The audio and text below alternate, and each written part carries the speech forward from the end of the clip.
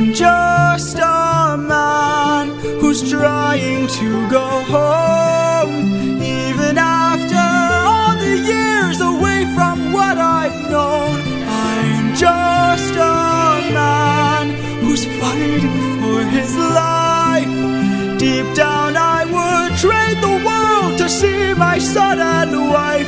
I'm just a man.